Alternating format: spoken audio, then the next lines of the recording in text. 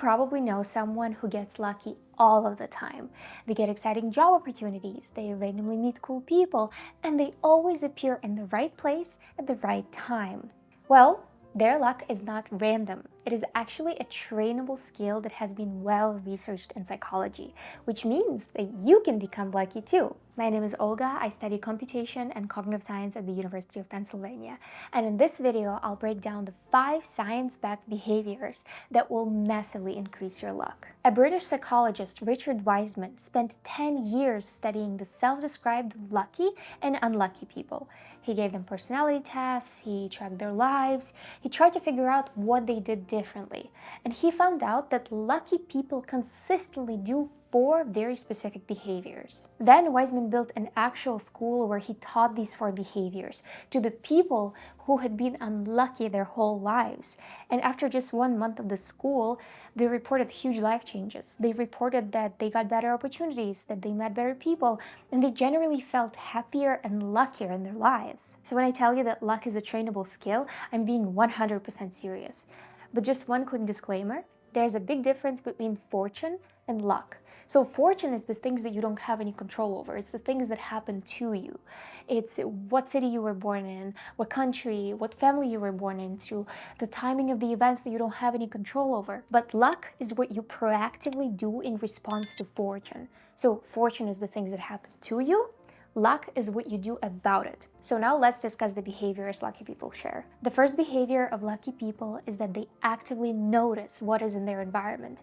While the rest of us is walking through life on autopilot, lucky people, they constantly scan the environment and constantly notice the small opportunities, the small openings in their environment that everyone else would walk past. Imagine 2 women at the same coffee shop the same morning. The first woman walks into the coffee shop with her headphones in, not paying attention, looking down, just ordering and quickly getting her coffee and leaving. The second woman comes into the same coffee shop and she notices that the stranger in line next to her is reading a book that she's been really wanting to read. So she asks them about it. Then this conversation turns into a coffee, then this coffee turns into a friendship, and then that causes her to get a job referral from that person 6 months later. That woman got lucky primarily because of her proactive behavior. She got lucky because she opened herself to the world and she noticed a small opportunity for a conversation with a stranger. And here's how Wiseman proved that lucky people genuinely notice more than unlucky people. So he brought the self-described lucky and unlucky people to the lab, and he gave them the same newspaper. And the task for them was to count how many photographs were in the newspaper. Unlucky people spent an average of 2 minutes for the task to count all the photographs. But lucky people did it in seconds. Why? How did they do it in seconds? Because on the second page of the newspaper, there was a huge message that was saying, "Stop counting. There are 43 photographs in this newspaper." And then a few pages later, there was another huge message that said, "Stop counting. Tell the experimenter you saw this big message and you get 250 pounds as a reward." The lucky people saw both messages immediately, but the unlucky people, they didn't notice them and they just kept on counting even though there was a huge message that was saying that you should stop counting, here's the number. Lucky people are constantly scanning for opportunities. And the good thing is that you can also train your brain to do the exact same thing using the practice called the luck diary.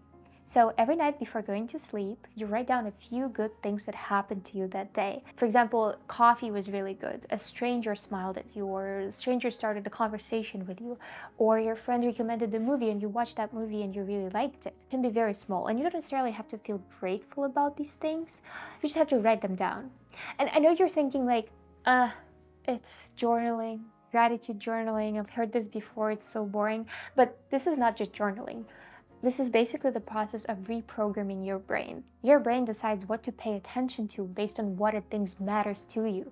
So when you write down good things every night, you're basically telling your brain that this is what I want you to track. This is what I want you to try to find in our environment, which means that you start noticing more positive opportunities that you used to walk past. The second behavior of lucky people is that they have wider networks. And I do not mean that they have more close friends.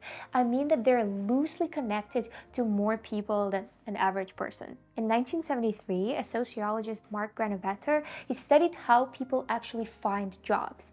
And he expected the answer to be obvious. He thought that most of the people find jobs through their close friends, through their families, through people who they know best.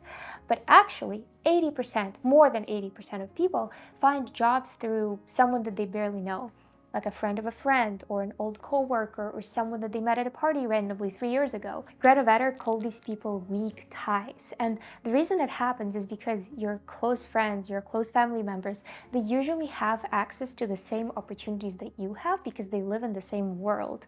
But your weak ties, they oftentimes live in a different place, they might work in a different industry, and they essentially become this bridge to the opportunities that do not yet exist in your current life. I know this is a very old study and you might think that it's not relevant anymore, but this study has been replicated so many times, and the last time they replicated it was actually in this massive replication in 2022, which still proves that this is true. We find most jobs through weak ties. We find most opportunities through our weak ties. And there's a really cool story that I love about this from Stanford professor Tina Seelig, who has a PhD in neuroscience. She wrote 18 books. She's very successful. So years ago, she was going on an early morning flight to Ecuador, and she sat down. She was about to close her eyes, put on her headphones, and go to sleep. But then something changed, and she decided to say hello to a stranger that was sitting next to her.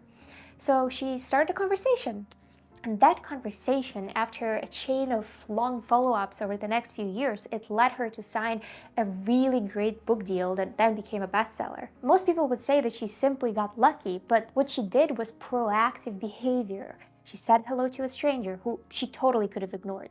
And then it brought her a huge opportunity years later. So here's a practice for you. It's called the weak tie outreach.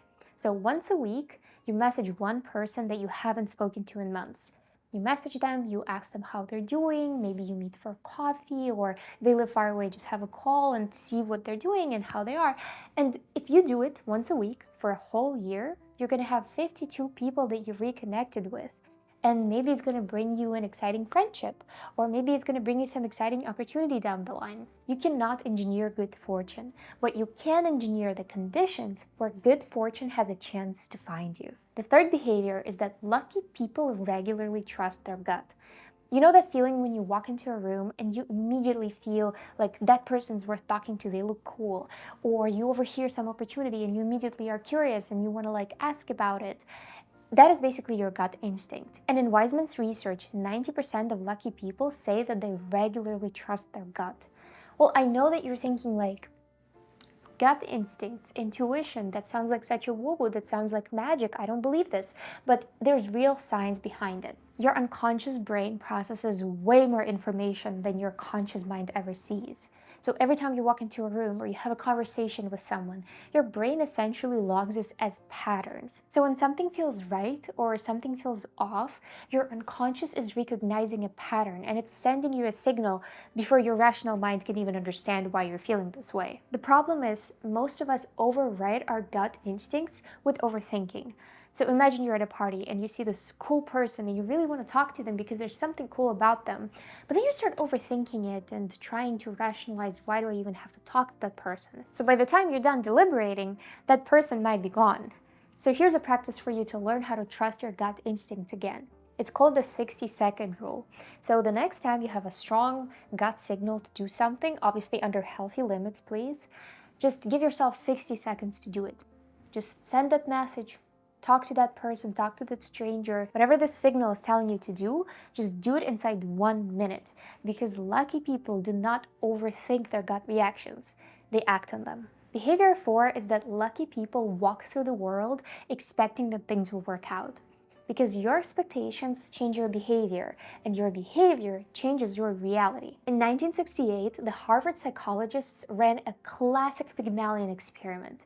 So they told elementary school teachers that certain students in their class are going to be late bloomers based on some fake test that they administered. The students were actually chosen randomly, but by the end of the year, those kids who were labeled as late bloomers, they were measurably outperforming their peers because the teachers who were expecting those kids to succeed, they were giving them more challenging work, they were giving them more attention, more encouragement. The expectation changed the behavior, and the behavior changed the outcome. And it works on yourself too. If you walk into a conversation and you expect it to go well, you make more eye contact, you take more conversational risks, and you generally feel more confident. Lucky people have spent years building a default expectation that things will work out, and this becomes sort of a self-fulfilling prophecy. So here's a practice for you. It's called the optimistic walk-in. For the next week, before you walk into any situation, a date, an interview, a party, just try to assume that it's going to go well. Just try to think about the expectation that you're carrying into this situation, and if it's pessimistic, try to swap it for the optimistic one. And there's also the fifth behavior that I want to add as a bonus, and it's that when bad things happen, lucky people are more resilient and they bounce back fast and faster than unlucky people. In one of Wiseman's studies, a man in his lucky group came in for a meeting with his leg in a cast, and Wiseman told him, "I bet you don't consider yourself that lucky now because you broke your leg." And the man replied, "Last time I had to go to a hospital, I met a nurse there, and I fell in love with her, and now we've been married for 25 years, so do not label this bad luck because you never know what's going to happen." When something bad happens, unlucky people always imagine how things could have been better.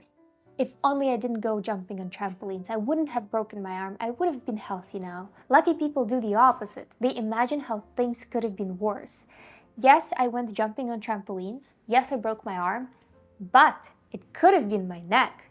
Could have been worse. And the final practice for you is that when something bad happens, before you spiral, just ask yourself one question. How could this have been worse? And generate 3 specific answers. And we often think that thinking about worst case scenario is not really good because it makes you pessimistic.